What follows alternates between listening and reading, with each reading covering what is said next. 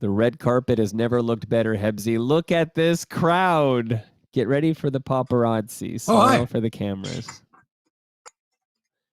You entertain the eager beavers, and I'll get you a link to retweet. Right. Hi, everybody. Welcome to the Red Carpet Show. Back in the studios at Little Italy. We'll get into all the details in a couple of minutes, but very exciting today. Had this show been on yesterday, we would have been talking about the Leafs, the Raptors, right. TFC, and the World Series. All those games were played Wednesday night. Last night, Bupkis.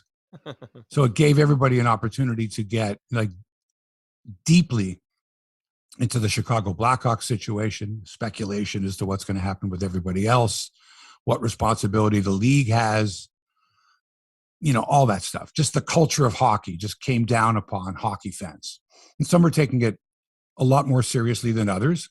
Certain groups are certainly taking it more seriously. And I'm kind of the mind of, it is terrible, but we have to move on because I tune in to watch the hockey game. I can take some commentary, but if I tune in, I got 3 hours put aside to watch my team play.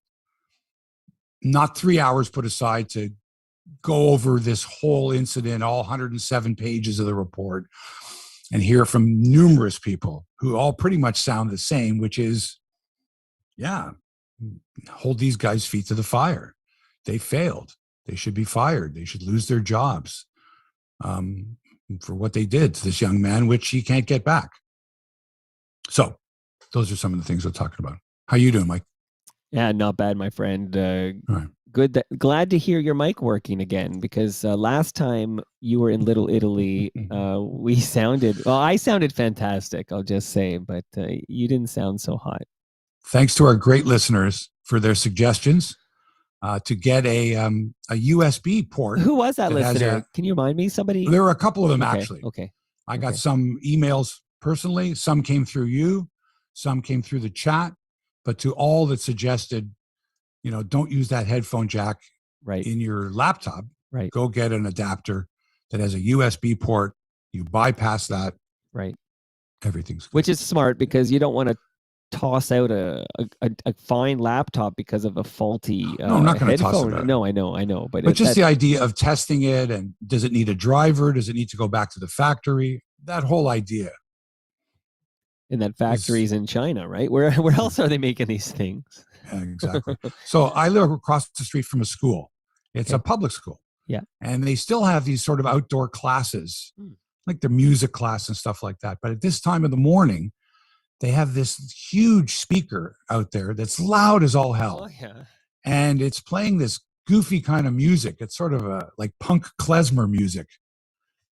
And it's coming right through the apartment. Like, it's coming right through here.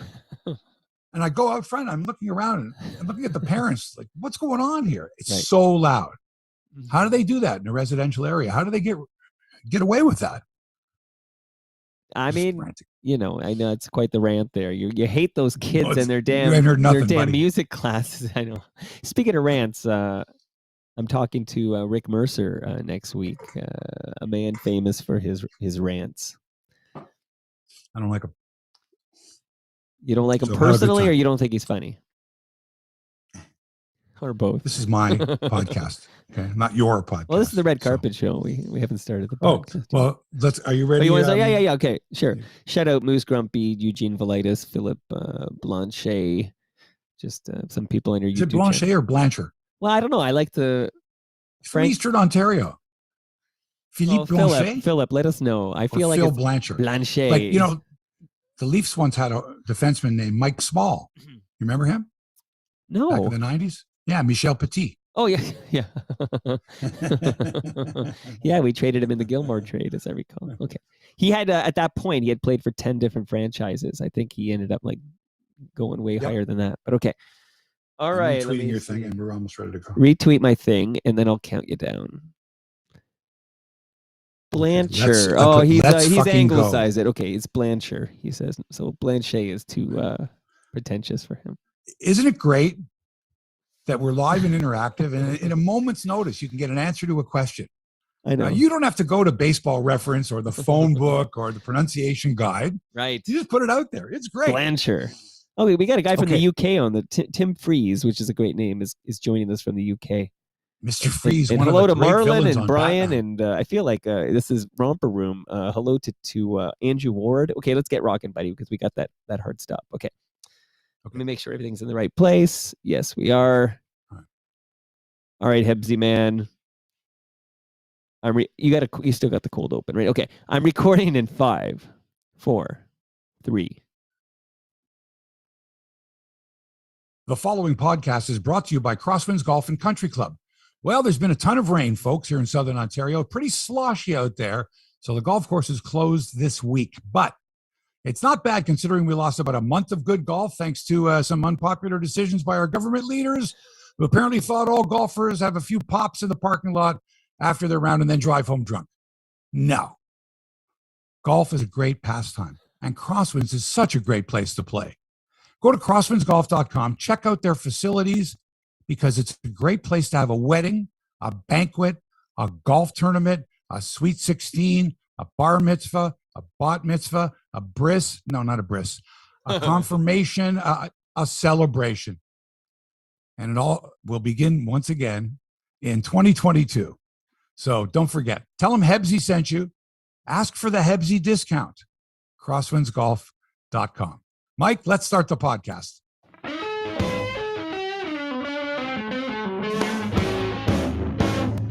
Live from Toronto, it's Hebsy On Sports, episode number 256.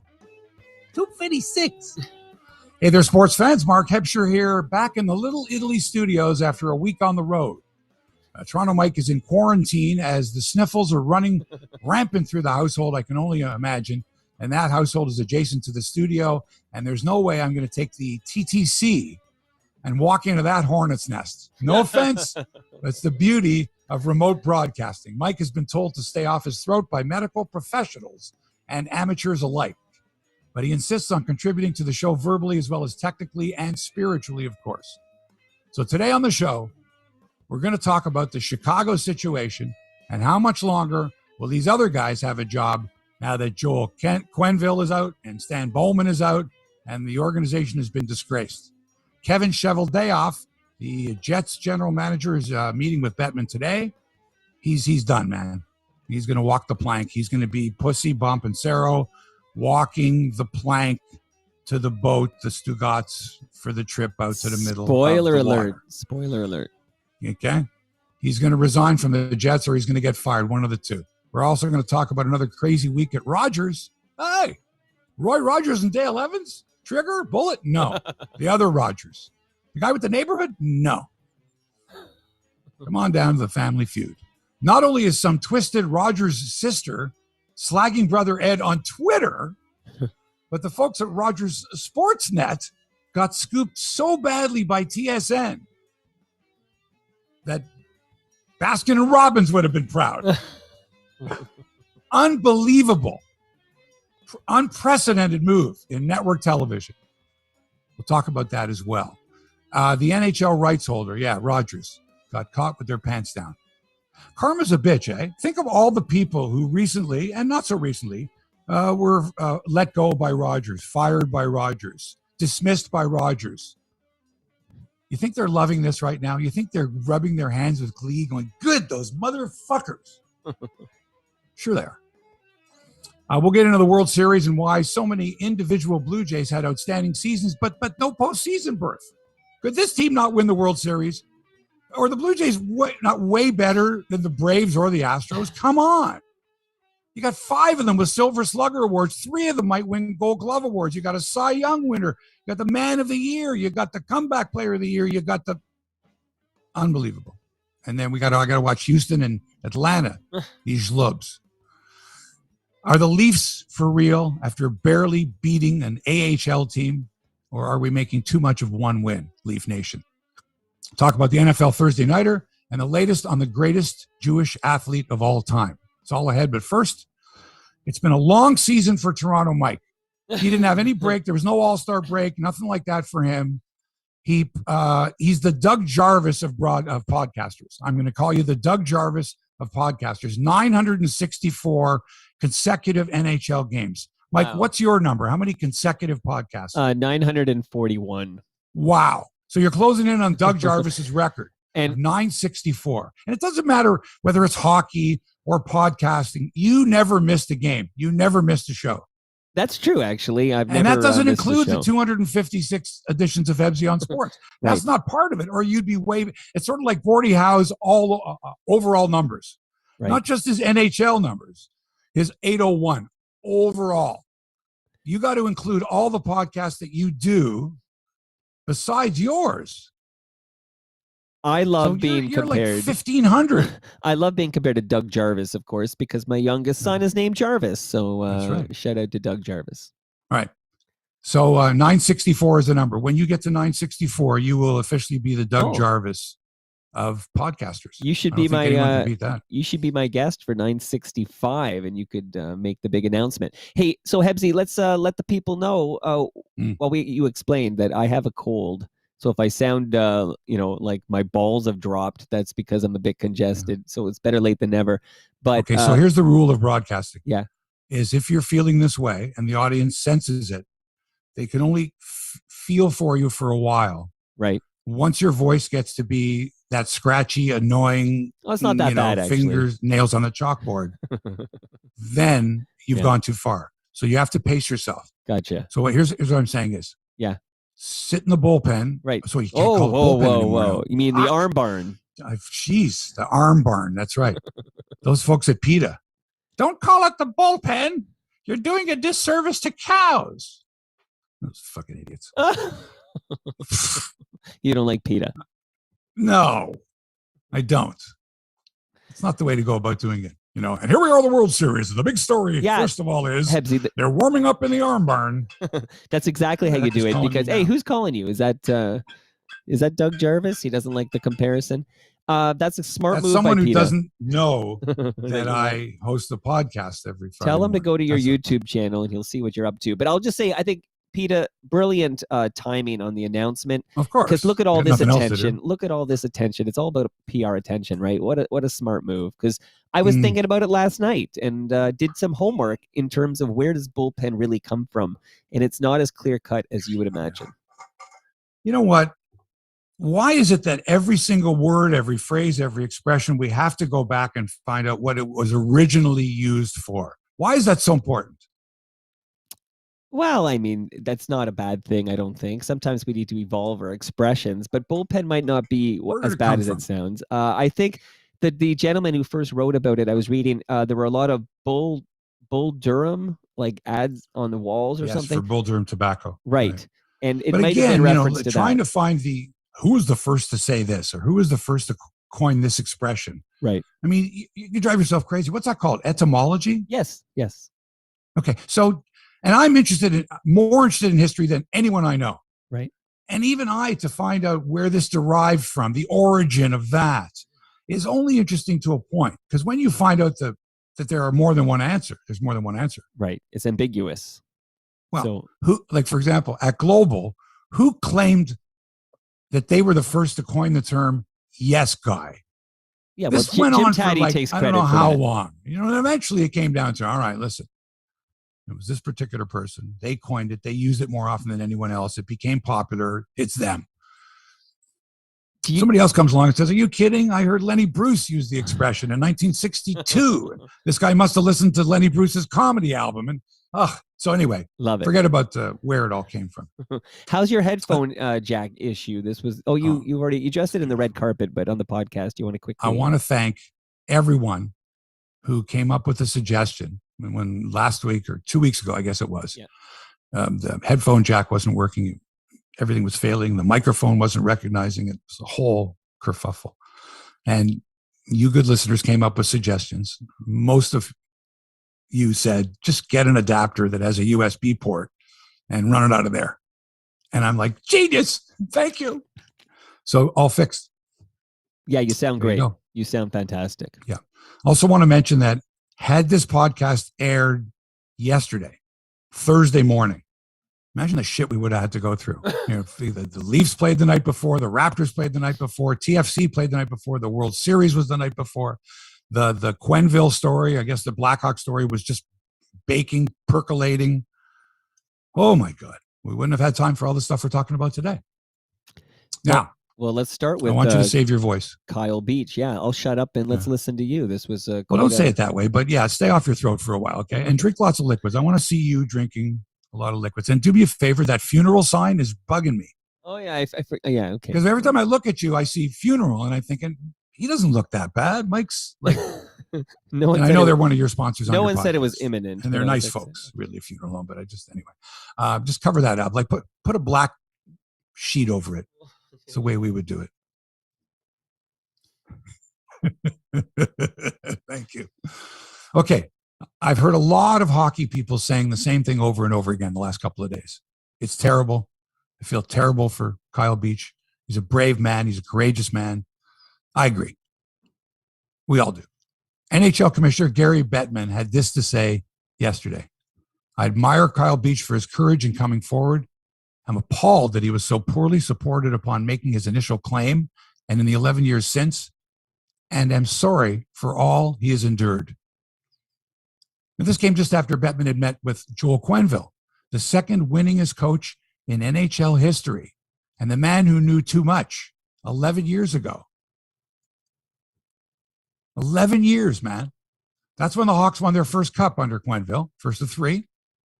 But while all that was going on, they just failed to address the sexual assault allegations made by Beach towards video coach Brad Aldrich. Quenneville resigned yesterday from the Panthers after his meeting with Bettman. You can only imagine what was said, right? And first of all, this resignation to me is, he's banned. He's banned for life. Whether Bettman told him that in no uncertain terms, he'll ever reveal it. Joel Quenneville, if he wants to get back into the National Hockey League, or probably how much range does Bettman and the NHL have when it comes to international hockey? Is Joel Quenneville going to be denied an opportunity to coach hockey anywhere?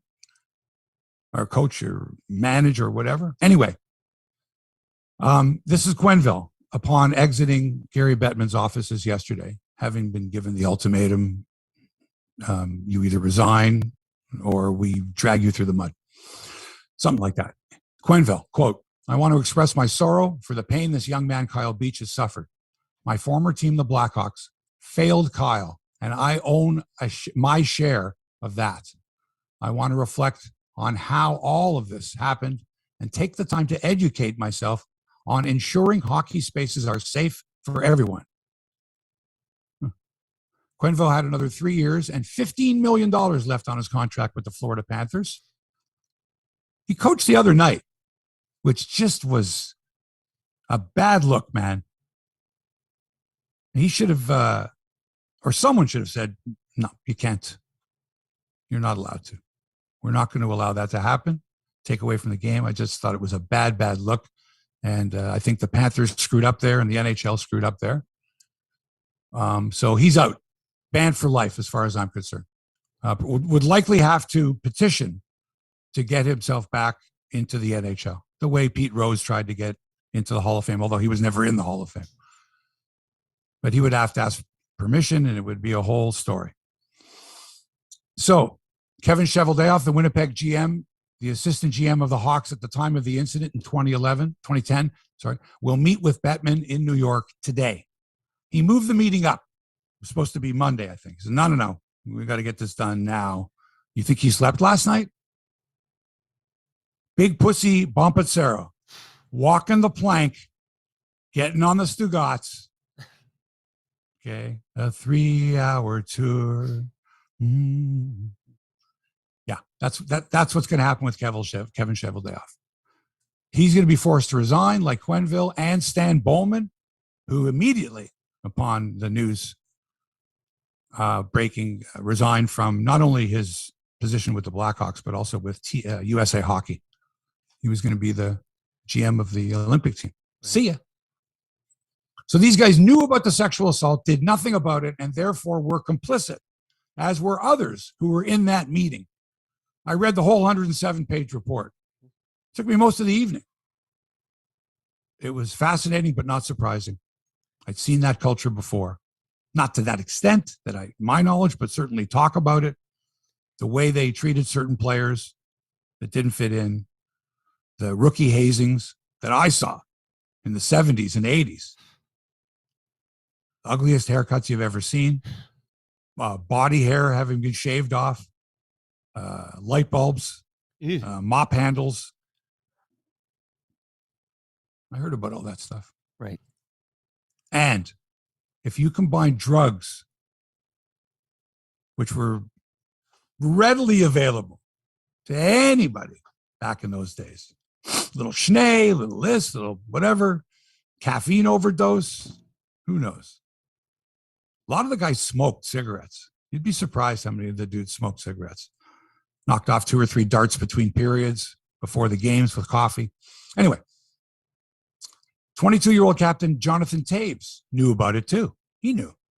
Will he be punished? Will he be called on the carpet? Bettman going to talk to him? What about the others who all said that they thought the situation was going to be handled by someone else?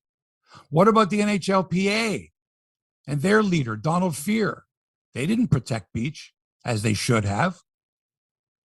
And Mike, the worst part of this, according to Beach, is the fact that Aldrich was still allowed to be a member of the Blackhawks, that he got to celebrate with them on the ice and in the dressing room. And he got his name engraved on the Stanley Cup and was allowed to take the cup home for a day.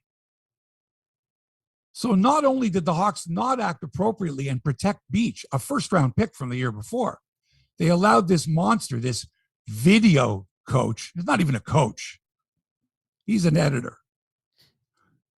Excuse me. He's an editor, basically. And it's like your job is to cut highlights or, plays together for the other coaches, for the coaches to show the players. He's an editor. Not that there's anything wrong with being an editor. But in his role as video coach, he's a coach. And this guy was a player. So right off the bat, any coach that's associating with players, no, should never have happened. Yeah, he should have been fired immediately as soon as they found out about this. Anyway, Beach is filing a lawsuit against the Hawks. He's worried that the Hawks are going to try to defame him, discredit him. I hope he takes them for millions, tens of millions of dollars, because he deserves it. And a $2 million fine to the Blackhawks is a slap on the wrist. It's an insult to Beach. It's an insult to hockey. Mike, your thoughts? It's absolutely shocking that many people were aware and not one escalated this to the law enforcement, to the police. Like, this is not a internal matter for the Blackhawks to address. This is a crime that was committed, and that's what the police are for. You go to the police so they can investigate and press charges if required. Okay, so now there were 7 people in that meeting, I believe is the number. Right.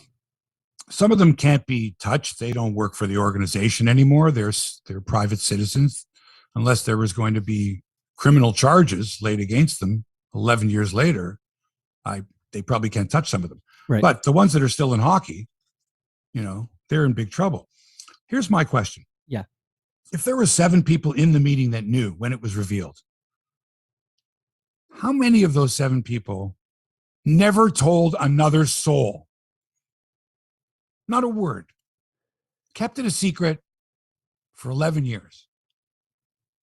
Human nature. What do you think? Out of those 7, how many do you think could sit on that? It possibly could be 0. Possibly. Correct. Right. If they told their spouse or a loved one or another friend of theirs who worked in another organization or someone within the organization, or the word spread. Right. A little hint was dropped. Oh, Beach. Yeah, well, you heard about him. And geez, what happened to Aldrich, man? What like we just won the Stanley Cup. He's gone now. What was on about? So it wouldn't have taken long for people to put 2 and 2 together. Right? And Beach's future in the Blackhawk organization was only another couple of years, and then he got traded to the Rangers, ended up playing in Europe, where he still is. Never played an NHL game. Right.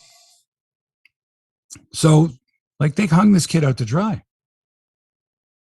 and allowed the perpetrator to get away with. And not only that, Quenneville wrote this guy a letter of recommendation.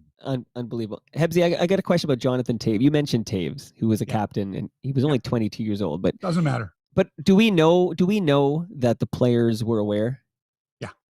So, because I haven't read this report. I believe I heard only 6 players claim that they knew nothing about this, that were on the Blackhawk roster that year. 6 out of 20. So the majority of, let's say the majority of players knew. And here's another thing. Uh-huh. It's really tough to keep a secret in a locker room, especially one where the players are that close. They know. Whether they chose to do anything about it at the time. I mean, Jonathan Toews might have been said, listen, John, we don't want to burden you with this. Forget about it. We're going to look after it. You go and fucking play and win a Stanley Cup. I can see that, of course, happening. Yeah, a lot of people in the organization covering up. But we're talking they're talking like this is some kind of an internal organizational issue or whatever. And again, it takes just one person what's the worst thing that happened to this guy? Come on. We'll find out when in due time. Let's win a Stanley Cup first. Of course. Right. And I can see that being the focus. But I just don't know why you don't hand it off to law enforcement, let them talk to Kyle, and then take it from there. Well, it would be a distraction to the team that's trying to win the Stanley Cup. And their fans don't want to hear that. And then what gets me, Hebsy, one thing that gets me is Right. we're only going back 11 years. Like if we were going back, I don't know, 51 years, you could talk about. But this is post Sheldon Kennedy. This is after, Maple Leaf Gardens scandal. 11 years. I covered that on a daily basis. Right. I know. Listen, I knew those guys. Right. I knew them for years. Stuckless and Roby. I'm going to tell you a story. So I left my son, who was 4 or 5 years old at the time, with John Paul Roby. Yeah. Who was convicted of 71 fucking counts of disgusting. It made me sick to my stomach. I guess my point is 11 years. I knew these guys. 11 years ago is not that long ago. But these weren't. Look, we're talking about coaches and executives. We're not talking about guys that worked in the maintenance department or were ushers. These guys were ushers. Right. At Maple Leaf Gardens. Fuck, man. Anyway. Mm-hmm. Here's what bothered me watching the events unfold. First of all, kudos to TSN and Rick Westhead, an outstanding reporter. And that's his job at TSN. That's what he does. He does reports. Yeah, investigative. You can say investigative reporter. All reporters are investigators. If you're a good reporter, you're investigative. To me, investigative reporter is somewhat redundant. Anyway, he's an outstanding reporter. There are some pretty bad reporters out there. Rick Westhead is an outstanding reporter, and kudos to them for scooping the company Rogers that owns the NHL rights, $5.2 billion. And you don't have somebody that's working like Rick Westhead is on these stories. Come on. What kind of journalism is that? It's embarrassing. Now, Caroline Cameron was hosting the broadcast the other night. And look, it was somber, man. It was, this is serious stuff. And naturally, a lot of us were shocked, and, we wanted to hear certain details, not all the details, but, that was their choice. But they used the Rick Westhead interview and crediting TSN as with their lead story. Right. Their lead story wasn't their take on it. Their lead story was, we don't have anything. We got nothing. And they've got everything. And a phone call to TSN. Saying, look, this is a bombshell. We'll give you guys all the credit. We'll put it all over the place. Bugs, thanks to Rick Westhead, everything. Right. We don't have it. That must have been a tough decision to make. Yeah, this is bigger than hockey. Yeah. They had nothing. And I'm sure Rick Westhead and others were working undercover, and nobody knew what they were working on. And if they did, if Sportsnet knew that Rick Westhead and his crew were working on,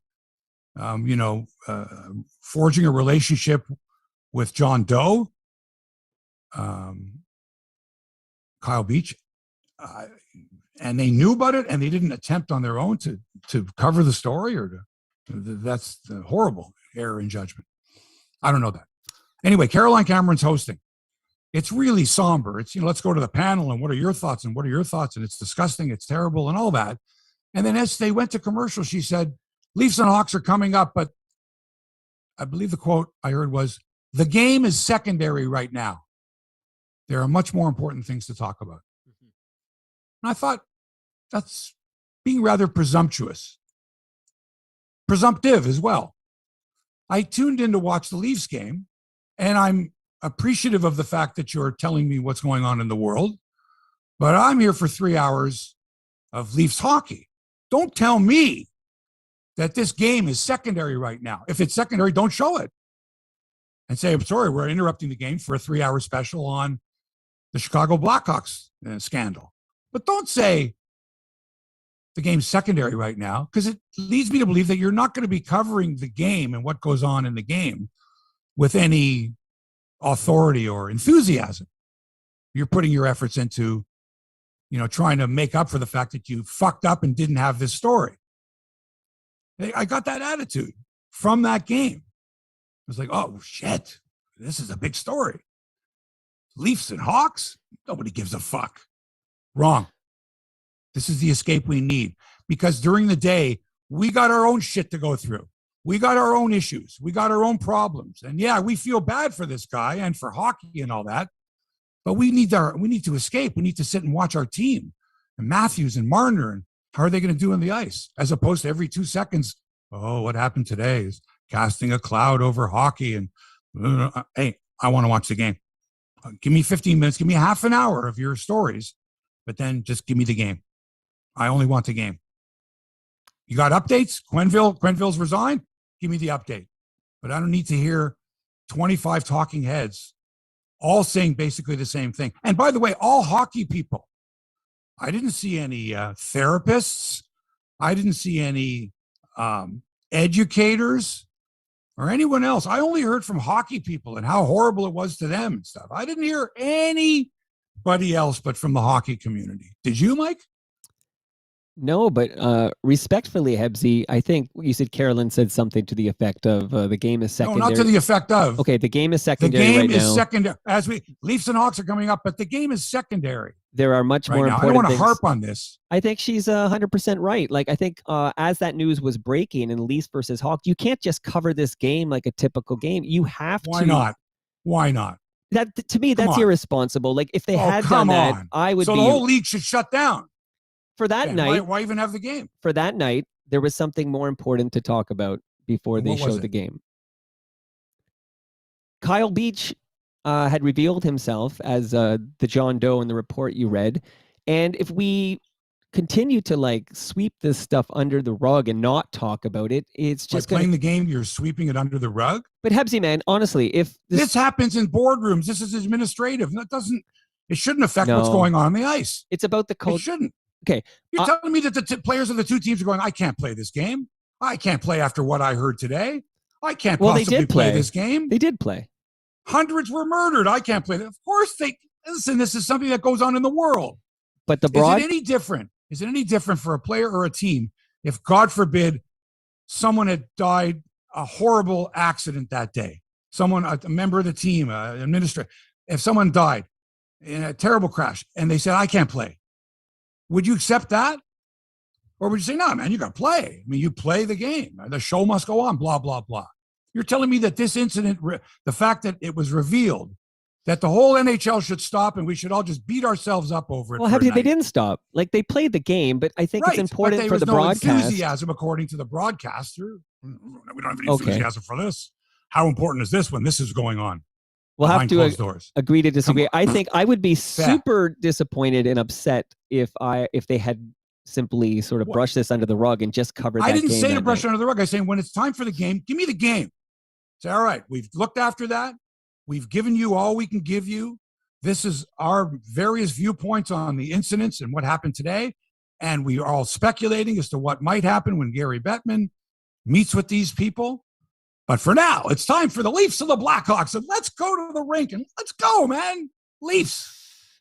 No. Sorry, Mark. You're way too enthusiastic. You had better sit down. You had better put a black shawl on, and you'd better think about the future of the National Hockey League and society. No escape for you. This is too serious. Sorry. I want to watch 3 hours of my favorite team. I want to be able to do it without having to worry that for the whole game, it's going to be, oh, in light of what happened today, I don't know if I can get up for that. Oh, well, until this is resolved and we find out what happens to Quenneville and we find out what happens to Cheveldayoff, we can't do anything about this. No. Okay. I got it. I got my half hour. I read the report, took my time, did my due diligence. Now I want to watch hockey. And I want to watch again tonight. And I want to watch again tomorrow. And when the time comes that you've got information and you've got news for me, okay. So let's talk some sports. And by the way, the fact that Sportsnet led off its sportscast and coverage with the TSN exclusive by Rick Westhead was astounding to me. Astounding. Folks, when you can reveal the John Doe as Kyle Beach and provide an exclusive interview while the NHL rights holder is caught totally unawares, that is massive. I can never recall ever seeing a network leading off with their rival's exclusive story. Can you imagine? Hi, time for CBC News. I'm Peter Mansbridge. Tonight, Lloyd Robertson reporting from Afghanistan. No chance. Okay? They would have been in Afghanistan too. Rogers must be just... Hey. And, Sportsnet has some excellent journalists. Excellent journalists. I don't have to tell you. Stephen Brunt works for Sportsnet. You're telling me they couldn't say, Stephen, you're going to do all you can to ensure that we've got a story on this Chicago Blackhawks thing. Well, do you think no? Do you think they the reason they didn't pursue it as doggedly as Rick Westhead is because they're the rights holder, they're the partner of the NHL? Do you think there's anything there? That's a good question. I hadn't thought of it, but you make a lot of sense. It's quite possible. All I know is this: if I'm working at Sportsnet, I'm pissed. We got scooped right from under our own noses. I mean, who at Sportsnet wouldn't have not just the personnel, but the wherewithal to go after something like this and prove themselves, and solidify themselves as the rights holder? Instead, they're running around. You're fired. You're fired. You're not renewed. You're coming back. You're not coming back. We're switching things over there. Oh, by the way, right under your nose, here's Rick Westhead and his team of investigators just doing an unbelievable job. Good for them. Earlier this week, it was the juicy soap opera starring Ed Rogers, Masai Ujiri, Larry Tannenbaum, and the kooky Rogers sister, Martha Rogers, who claims to have been a naturopathic doctor. But according to Canada Land, she lost her license because she didn't pay her annual dues. So every hour, this woman is slagging her brother and other members of the board on Twitter, the Rogers board. It's just unbelievable. First of all, this woman doesn't work for Rogers. She never worked for Rogers. She sits on the board. Well, what does that mean? Every day she dresses up and goes and sits in a big boardroom? No. A couple times a year, she's in a meeting, probably a Zoom meeting.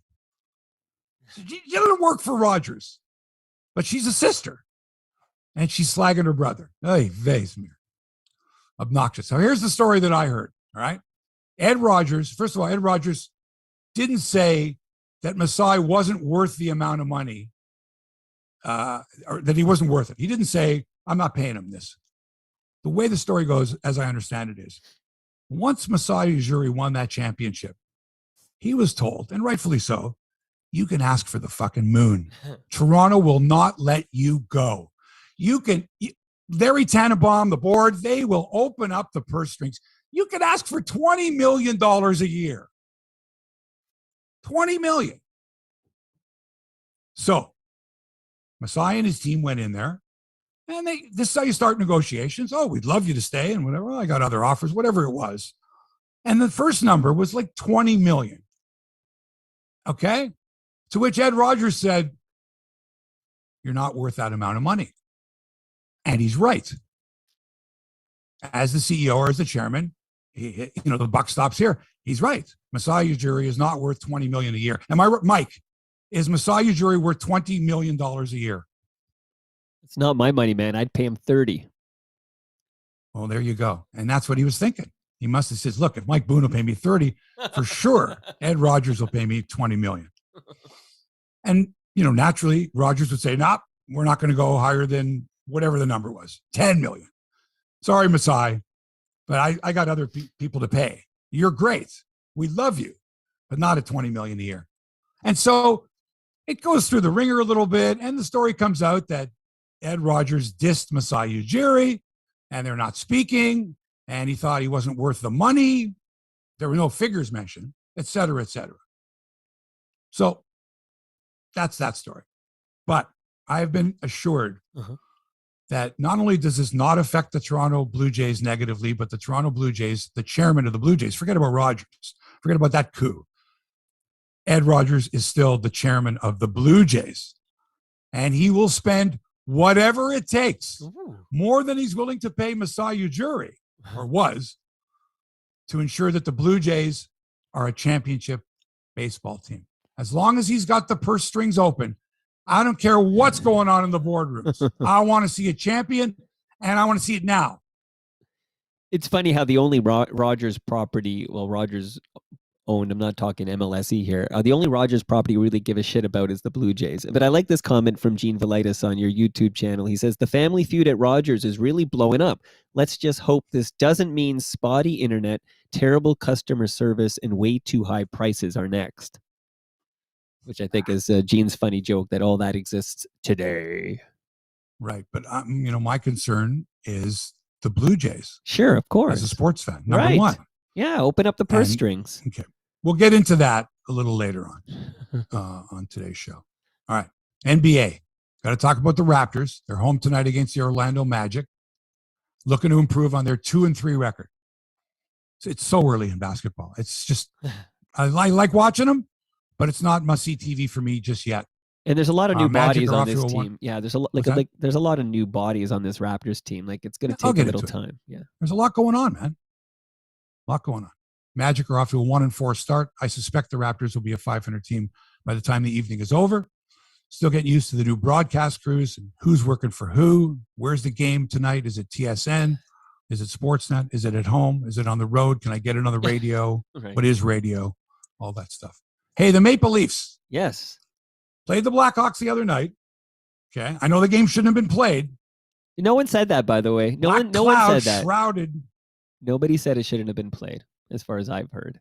Anyway, they did celebrate at the end of the game a 3-2 victory in overtime. Anyway, they get the improved Detroit Red Wings tomorrow night at the Scotiabank Arena, the first of 5 straight at home. Let's see how many of them are sellouts. A lot of people looking at the attendance going, a lot of empty seats. Didn't used to be that way. What's going on?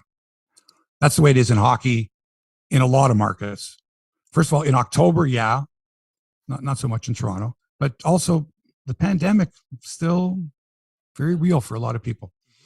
So the Wings tonight, and then you got Vegas, you got Tampa, you got the Los Angeles Kings, and you got the Boston Bruins coming to the SBA. Now that win against Chicago notwithstanding, the Leafs need to get the big guns going, because that's sort of of course you were going to beat Chicago. I mean, they haven't won a game all year. You didn't show us anything by beating Chicago in overtime.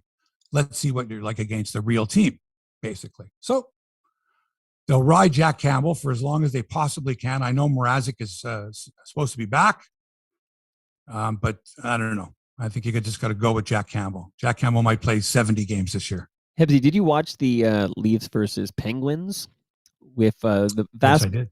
Most of the big names on the Penguins were actually sitting out that game, but yes, they were.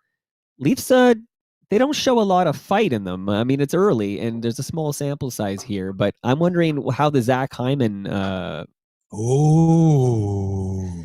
Zach Hyman thing again. Well, just that it just. I'm just wondering, like, a lot of these, like, I guess you call them character guys. Although Hyman's paid a lot better than a typical character guy, but a lot of these guys had to go because we spent $40 million on the Big Four, and there's a salary cap in the NHL, of course. It's kind of. I just would like to see some fight from this team. There's not a lot of sandpaper there. Yeah, I'm not sure sandpaper is going to win you games at this particular point. It's a combination of things. Sure. And a team can be very fragile after blowing an opportunity that they had last year, because they would feel that even if they got off to a good start, people would still be going, wait till the playoffs. Mm-hmm. And as motivated as you might think that this team is, I think a lot of them are still deflated from what happened last year. And until they get some success, they're going to be lacking in confidence. I think they're lacking in confidence. It's understandable. And Mitch Marner, who's an extremely talented hockey player, I think the vast majority of Leafs fans would trade him yesterday. Yeah, I don't know about that. We gotta have a poll. We gotta run a poll. Yeah, I think that if he's still like this 30 games into the season, you could be discussing something. But let's wait. You're right, though. The loss of Hyman is huge, which I said as soon as they lost him. You're not going to replace that guy. That Wayne Simmons and I'm trying to think who else were supposed to be the sandpaper guys. They can't hold a candle to Hyman, who, by the way, was not wearing and cannot wear number 11 in Edmonton because that's retired. Massier. As if you didn't know. So he took number 18. Now, Mike, do you know the significance of 18 for Zach Hyman? No, tell me. In the Jewish faith, which Hyman is a Jew, 18 is chai, to life. It's a very significant number. Very significant, 18. And so I thought about like, why do guys wear certain numbers? Well, usually it's this guy was my idol. Right? This player was my idol, so I wore his number. I wore it all through minor hockey. I wore it. Sometimes, you get to an NHL team, someone's got it, you take a different number. Then if the number becomes available, you get the number. But I thought it was pretty cool that Zach Hyman chose 18, not because Craig Simpson wore it, right? Right. Or Kevin McGuire wore it for the Leafs and he was his favorite player growing up, or Jim Pappin, whatever. He wore it because 18 is high, and that's good luck. It's a cool number to have. It's also, for example, if let's say you go to a wedding or a bar mitzvah and you want to give a gift and you write a check.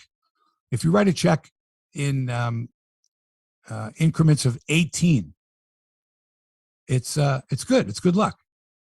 So instead of, I'm not saying, a check for $18, you'd be a real schnorrer if you did that, right? Right.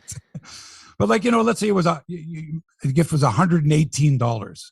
There's a significance there. Like, $118. Like someone would go, why not 120 or 125? Why 118? Well, the 18 is significant. So 36, 54, but 108.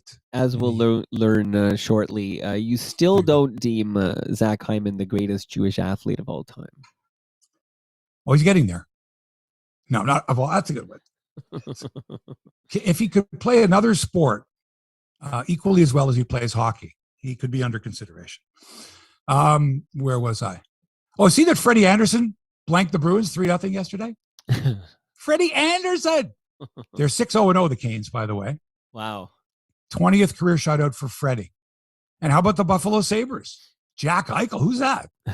They're 5-1-1 to start the season. 40-year-old Craig Anderson helped beat the Ducks 4-3 in overtime last night. So Freddie Anderson, Craig Anderson. Who do we got? We got Jack Campbell, who's a soup, is going to be working very hard this year. I think Sheldon Keefe can't afford not to put him in there every game. This team needs him. Major League Baseball players have chosen Marcus Semien as the 2021 Marvin Miller Man of the Year, chosen by his peers. That's, to me, a very significant award for any player, because when the writers or broadcasters or fans vote for you, it's one thing, it's a popularity thing. But when other players vote for you, they don't vote for you because you're good looking, right? Or you've got a nice smile, or they like the way you skate, or your hair looks good. Your peers are voting for you because they don't like playing against you. You're too fucking good, right? And it's sort of who would you vote for Man of the Year? So Marvin Miller, Man of the Year, and Marvin Miller just inducted posthumously into the Hall of Fame, Baseball Hall of Fame. He was the great leader of the player union, the originator, and he made the Major League Baseball Players Union so strong. that he really changed the face of relations between players and owners. Right? He got the players together as a union to be strong. And if they had to go on strike, they had to go on strike. The owners were making millions and millions, and the players were making hardly anything. Anyway, so Marcus Semien is the winner of that award. And Robbie Ray has been chosen as the American League Pitcher of the Year in a vote by players. Wow. Okay. Don't you find it odd that both these players could be wearing different uniforms next season, Mike? I do. I'm worried, very worried that these two, that they're going to go back. Remember the year that the Blue Jays had all these guys? So think about this. Marcus Semien, Robbie Ray. Okay, you got Gold Glovers, finalists. Semien's a Gold Glover, by the way, at second base. He's a finalist. Jose Berrios, the pitcher, finalist. And for the second year in a row, Lourdes Gurriel Jr. in left field, a finalist for the Gold Glove. But not only that, wait, Vladimir Guerrero Jr., Marcus Semien, again, Bo Bichette, Teoscar Hernandez, and Lourdes Gurriel Jr. were also nominated from the Blue Jays for Silver Slugger Awards. Now, these are obviously hitting awards. Right. The finalists were determined by managers and coaches throughout the league. So think about this. Now you got Vladdy was 311, 401, 601 slash line, 111 RBI, led the league with 48 home runs. Semien, new Major League Baseball record for most home runs by a second baseman, 45. Bichette led the major leagues with 191 hits this year. 191 hits, 29 home runs, 102 RBI. Not bad. Teoscar, one of 4 Blue Jays in the 2021 All-Star game, and finished 2021 leading the team with 116 RBI. And Lourdes Gurriel Jr. finished the season as one of the team's best hitters, tying a franchise record for most RBI in the month of September. That's your kind of trivia there. 30. And Mike. Yeah. Mike, they still couldn't make the playoffs with all that. With all those players that I've mentioned. Right. All of them. They still couldn't make the playoffs. And next year, will they have Robbie Ray? Will they have Marcus Semien? Who will they have? Gun hard for Robbie Ray. That's what I say. Gun hard. I got a feeling about Semien going out west. No, other way around, Pally. You think so? No, if you're going to go after one of them, you go after Semien. I think Semien's gone though. I feel like he doesn't he wants to play on the West Coast. Wants to play for a championship team? Wants to win a World Series or wants to play on the West Coast? Yeah, wants to play. He's Kawhi Leonarding us here. He wants to go closer to home. But where did he come from? Where did he? Oakland. Why did he leave Oakland? I mean, it's not like Kawhi Leonard left Los Angeles to come to Toronto for a year and then went back to Los Angeles. Right. So I don't see your point. But I don't think Semien wants to go. I think he wants to go and make the most money. But I think the Blue Jays can offer that amount of money. And the fact that he knows the team he's going to be playing for. The only issue to me is if he wants to play shortstop. And I think at his age, I think he's 31, 32. Right. I think second base is perfect for him, man. He's a hell of a second baseman. A quick update from your YouTube channel. This is from Fonzie on the YouTube. He heard that Zach Hyman chose 18 because it was the day his son was born. He's wrong. That might have had something to do with it, but 18 is high, and high is good luck. So Fonzie, sit on it. Like, Fonzie, do you know this for a fact? We'll see if he checks in. Is it Fonzie, published somewhere that Zach Hyman if said the reason I chose number 18 is because that's the birthday of my son? Let us know, Fonzie. Because I happen to know, and I've seen quotes where he says 18 is high, and high is good luck, baby. Woo! I don't know if he added the baby part. Well, you should. Okay, let's talk about the World Series. Yes. 2 of the least popular teams in sports. The Braves and the Astros get it on tonight. Game 3 of the Fall Classic at Atlanta. Luis Garcia gets the ball for the Stros. Ian Anderson takes the mound for the Braves. Series tied is 1-1. And quite frankly, the least interesting matchup I have witnessed ever. Nobody likes Houston, and few people are interested in the Braves unless you include former President Trump, who will be attending Game 4 on Saturday. His first trip to a World Series since being booed at the 2019 Nationals game at Nationals Park in Washington. Booed. I'll never forget it. Oh, ladies and gentlemen, boo. And that was in 2019. We didn't know half of what we know now. And also, too, Trump was recently in Georgia for a Save America rally, and he's been a major backer of Herschel Walker's Senate campaign. So if Trump supports the Braves, now I'm an Astros fan again. Oh, fuck. Have you heard that Herschel Walker clip when he was on Howard Stern's show talking about the Russian roulette he'd play? Yes. Like, just summarize really quickly for those who haven't heard. Like, you got 6, what is it? You got 6, I don't even know about guns, but there's 6 bullets in 6 chambers. Right. So he'd put one bullet in, he'd spin it, which of course we've seen in Deer Hunter and stuff. Of course, everyone knows Russian roulette. But he'd be alone when he did this. And as like a challenge, some kind of competitive game with himself, he would fire the gun into his head with a 1 in 6 chance of being killed instantly. Interesting. Okay, just digest that while we talk some more. No, I know. I remember hearing it too, going, okay, everybody's different. And this guy's really different. That's insane. Well, I mean, I don't know. Unless you want to die. Are doing that, but haven't admitted it. Well, please, see, if you're doing that, please go see a therapist or a psychiatrist and talk about it. Because to me, that's a death wish, of course. Yeah. Man, you're a downer today. Well, I got a cold. Clipping along just fine, talking about Trump. Well, you said Herschel Walker. Yeah, but it doesn't mean you should bring up the fact that Herschel Walker decided to play Russian roulette. It triggered that thought. Triggered. Very good.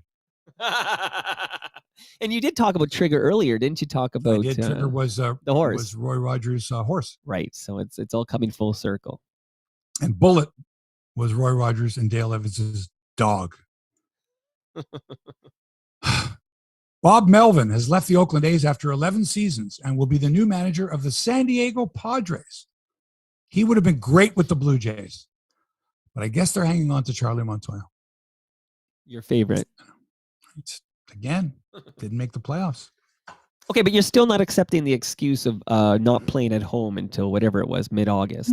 You don't buy that, even though I'm sorry, but they were in a playoff position. What, 2 weeks before the season ended? Didn't hear anybody at the time going, "Oh, they were in a playoff position."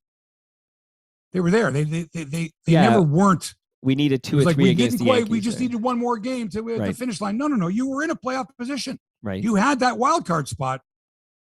Right. And you let go of it.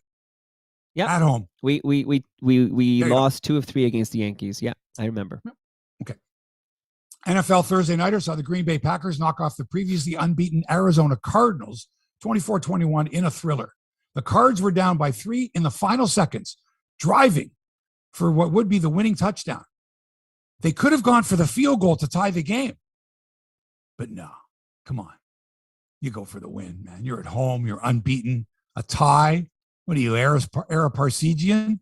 What are you, from Notre Dame and Michigan State? Oh, quite the record. Back in, 66 was it? We went for the tie to keep his unbeaten season and the number 1 ranking. Yeah, you go for the win. But it didn't work out. The receiver, Green, looked the wrong way and pass fell incomplete or was intercepted. Anyway, Packers held on.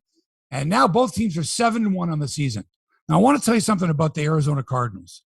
This is the worst franchise in the history of professional sports. The worst.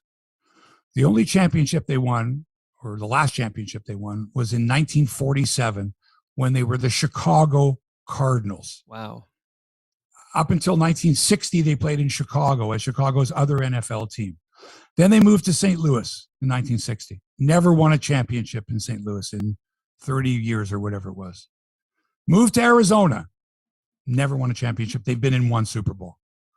This is the worst franchise in history. If you go back over the entire franchise, it's even hard to find a great player. Larry Fitzgerald is the greatest. But think about it. Someone says, name me 3 great Cardinals. You're going, Kurt Warner. Although he was better as a Ram, but he was a Ram too, but he was okay. Neil Lomax. You're right, but when you futile, I mean, Jim Hart. I always Larry think of Wilson. Yeah, you got it. But what about Detroit Lions? Detroit Lions they're a terrible franchise too. Well, they won in the 50s. See, they won an NFL champion. Right. You're right. They're pretty bad too. Anyway, that's it for football. In golf, the Butterfield Bermuda Championship going on right now. Second round action has Canadians Adam Svensson. I mean, 2 Adams. Svensson's at 3 under. Dave Hearn's at 1 under. Taylor Pendrith 1 under. Adam Hadwin 3 over. Nick Taylor 5 over. Must be awfully windy in Bermuda. Probably a lot of distractions in Bermuda, other than golf. Sure. Unfortunately, Crosswinds in Burlington closed this weekend. Oh. Has been closed all week. May not reopen. It depends on the weather. The course is usually in great shape. The reason for that is they don't let people on the golf course when they've had all this rain. Right. Some courses do. Some courses even let you drive your golf carts, which is ridiculous on the courses after rain. Ridiculous. At Crosswinds, it was cart path only, and then it was, nobody allowed, not even walkers. That's how the course stays in great shape. Not even Herschel Walker. That's right. Better to be closed and ensure that the course absorbs all the water and maintains its beauty so that next year and for years to come, it's playable, than take chances and, taking a few extra bucks. Some courses will be open. Crosswinds will not. Won't be taking any chances. Doesn't mean you can't go to crosswindsgolf.com and find out what's going on there and book your banquet or your wedding or your special event there in 2022, 2023. Check them out, crosswindsgolf.com. In tennis, Denis Shapovalov into the quarterfinals at St. Petersburg. That's not Florida, that's Russia. Shapovalov was born in Tel Aviv, but he's got a Russian-sounding name. Used to be Leningrad, I believe, was the old name of St. Petersburg. Correct. St. Petersburg. He's the number 2 seed. He's battling Jan-Leonard Struff, the German, right now, as we speak. At the Erste Bank Open in Vienna, Austria, Felix Auger-Aliassime, the number 6 seed, taking on 2nd seed Sasha Zverev in the quarterfinals. No Canadian ladies involved in any action this weekend. What else, Mike? I'm hoping for some Jewish history before we say goodbye for the week. We will have you assimilated. You will be bar mitzvahed in the next 10 years. That's awesome. I now that I learned I get checks for $18.18. No, you can't. You can't just. It doesn't work that way. Oh, but you can convert, right? I mean, Sammy Davis. Go ahead. Okay. Love to have you. The dentist did it on Seinfeld for the joke. Okay. So could I convert? Mottel Boone. Mordechai Boone.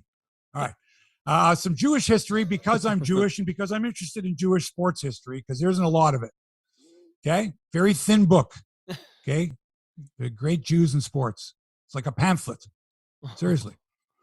That's a terrible thing to say, but I can say it. You can say it. I can't say that. So Jewish sports history, because those of us who are members of the tribe are always proud of our athletic prowess, our brothers and sisters.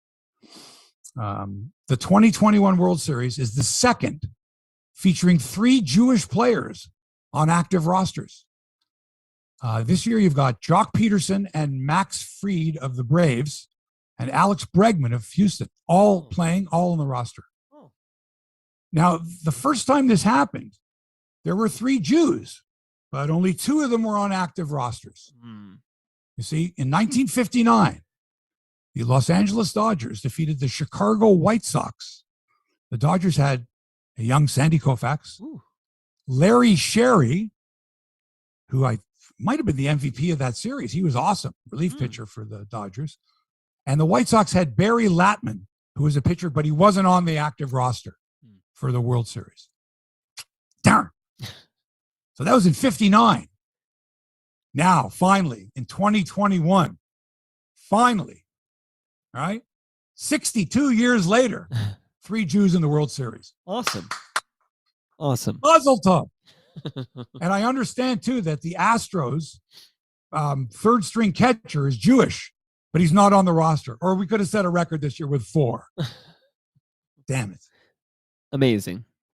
Okay. By the way, I'm writing a story. I'm, third part. It's a 4-part series. Right. On the greatest Jewish athlete of all time. Her name, Ida Schnall.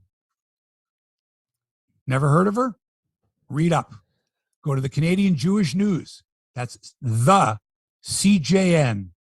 The CJN.ca. And read the series. Part 3 is coming out later today, I think. And was happy to do it. So that's it for this edition of Hebsy on Sports, episode 256. Thanks to Toronto Mike. He fought through it. 900 and what is it? Oh, 41. Well, yeah, plus yours. 41 right. consecutive podcasts. That's his podcast. That has nothing to do with this one. Right. That's the Toronto Mike podcast. Hit him up at Toronto Mike. Thanks also to our great sponsor, Crossman's Golf and Country Club in Burlington. Fabulous golf, $1 million views, weddings, banquets. Fabulous. A great sponsor. We love them. Go to crosswindsgolf.com. Tell them Hebsy sent you. And thanks so much for allowing us into your headspace. A real pleasure speaking to you. Glad that the technical issues have been worked out. And to you, Mike, stay off your throat, please. Be well. Have a great weekend. We have an update, though, from Brian. I just want to let the listenership know that Shapovalov lost in straight sets in Vienna. Motherfucker. Is that a I spoiler? wouldn't have known that. I could have ended the show on a high note, but I'm pissed now. Thanks. See you all See you next week.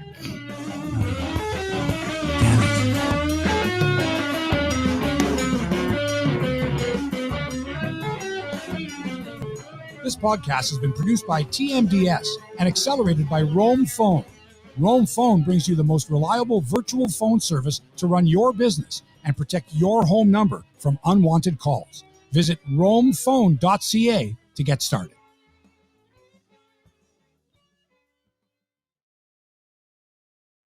Awesome. Let's wave goodbye to everybody. Thanks, Hebsy. Thank you, everyone. That was a great hour and 1 minute, but we Go it's get perfect. a cup of tea in you. I actually feel great. I sound a bit bad, but I feel It's not bad. fantastic. You don't sound bad. Yeah. It's not scratchy. It was It's worse just a yesterday. little- Go listen if you listen to the Great Big C episode there with Scott McCann. Sean McCann. Scott McCann, somebody else. Anyway, you'll hear I sound worse there. But okay. Peace and love to the Hebsy man. Great episode as always. Thank you. You too. Appreciate it.